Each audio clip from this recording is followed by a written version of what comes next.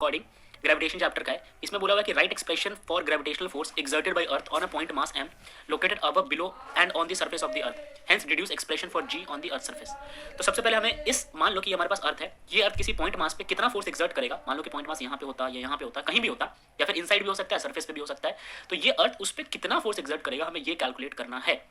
तो सबसे पहले जो कंडीशन है वो है अबव द अर्थ सरफेस, हम इस पे कैलकुलेट करेंगे। तो कुछ वैल्यूज की रिक्वायरमेंट है वो वहाँ पे निकाल लेते हैं। अब सबसे पहले आपको मास निकालना पड़ेगा, तो हमारे पास एक पॉपुलर फॉर्मुला होता है डेंसिटी का, ठीक है, जिसे हम रो से लिखते हैं। अब सपोज करो कि यार ये जो पॉइंट मैं लोकेट कर रहा हूँ ना, आउटसाइड यहाँ पे पॉइंट होता है, ठीक है, अर्थ के सेंटर से यहाँ पे फोर्स लग रहा होता है, ठीक है, तो यही अबव द अर्थ सरफेस का केस है। तो जब आप मास निकालते हो तो मास होता है, ठीक है, वॉल्यूम मल्टीप्लाई बाई डेंसिटी। क्यों? डेंसिटी होता है मास अपन में वॉल्यूम, तो मास हो जाएगा वॉल्यूम मल्टीप्लाई बाई डेंसिटी। अब वॉल्यूम जो है अर्थ का कैसा होगा, अर्थ आपको स्फेरिकल शेप में दिख रहा है, तो इसको इसके वॉल्यूम में जब कन्वर्ट करोगे तो याद आएगा 4/3 pi r cube multiply by rho. Notice कर लेना आर और रो अलग चीज है। अच्छा ये आर क्या है यहाँ पे, तो अगर मैं आर लिखने की कोशिश करूँ यहाँ पे,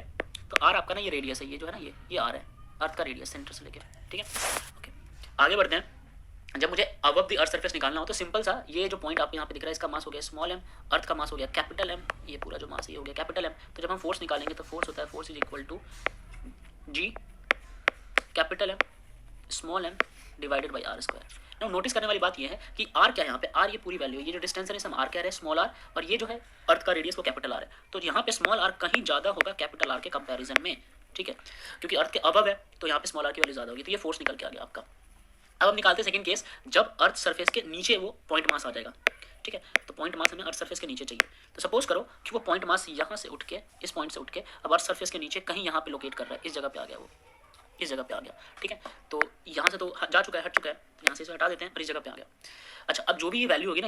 ये हम स्मॉल आर मान लेंगे, और अर्थ का जो रेडियस है वो कैपिटल आर ही रहेगा। ये वाली जो पर्पल सी लाइन है वो अर्थ का रेडियस है, और नीचे वाली पर्पल सी लाइन वो डिस्टेंस है पॉइंट मास का, और अर्थ का सारा मास कहाँ कंसंट्रेटेड है, इस पॉइंट पे, और अर्थ का अपना टोटल मास क्या है, कैपिटल है,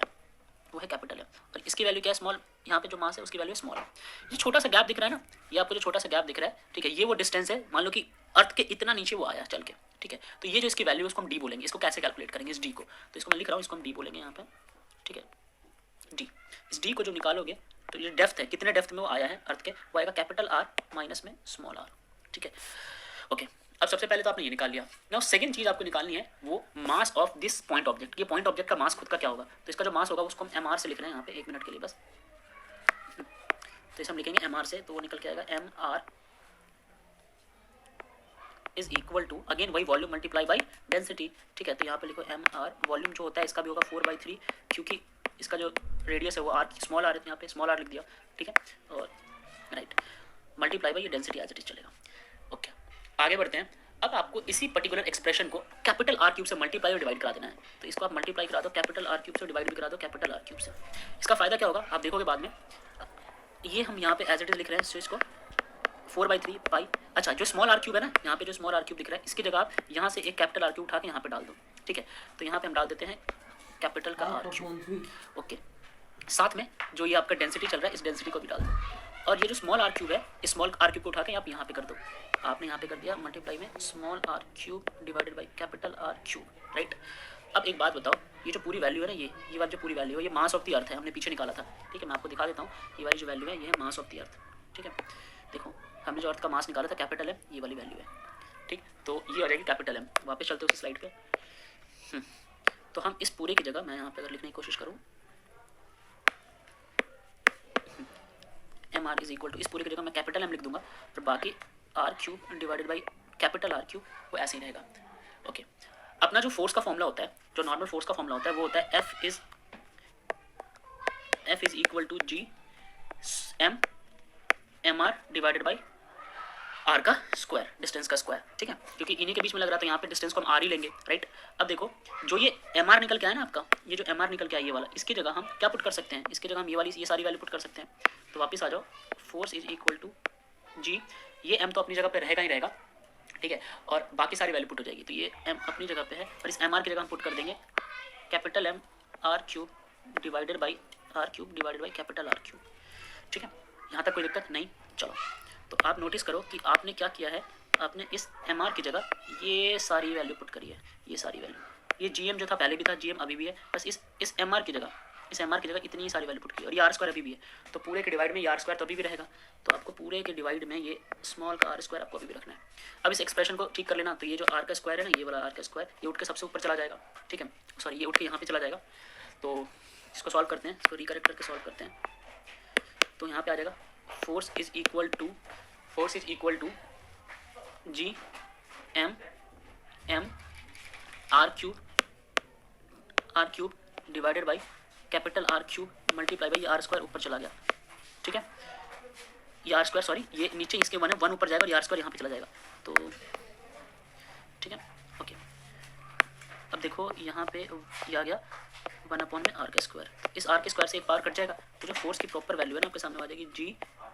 एम एम स्मॉल एम, ऊपर एक पावर बचेगा आर का और नीचे यहाँ पे आपका आर का क्यूब चलता रहेगा, ठीक है, तो ये आपका आ गया आर का क्यूब। तो ये बिलो के केस में आपके पास आंसर निकल के आ गया। अच्छा, अब इस केस में जो स्मॉल आर है वो छोटा है as compare to capital R, तो इस बात पे भी आपको ध्यान देना है, राइट। अब हम निकालेंगे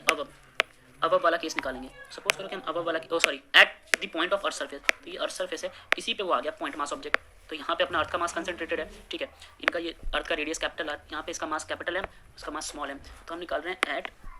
पॉइंट ऑन अर्थ सरफेस,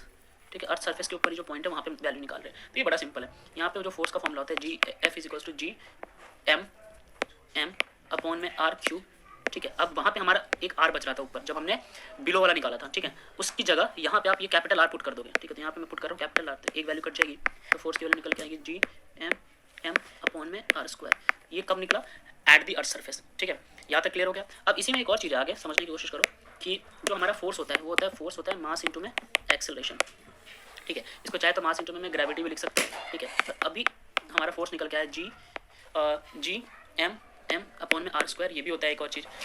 ठीक है। तो हम इनके बीच में रिलेशन एस्टेब्लिश करने की कोशिश करेंगे, ठीक है, इनके बीच में और इनके बीच में, तो जब इन दोनों इक्वेशन को कंपेयर करोगे तो ये एक तरफ एम जी रहेगा और एक तरफ रहेगा जी एम एम अपॉन में आर स्क्वायर, एम से एम कट जाएगा और स्मॉल जी की जो वैल्यू है आपके सामने वो निकल के आएगी स्मॉल जी बराबर कैपिटल जी एम अपॉन में आर स्क्वायर, ये आपकी स्मॉल जी की वैल्यू निकल के आ गई, ठीक है। तो ये हमारे केसेस थे 14 क्वेश्चन। नंबर 12 है एस एल अरोरा के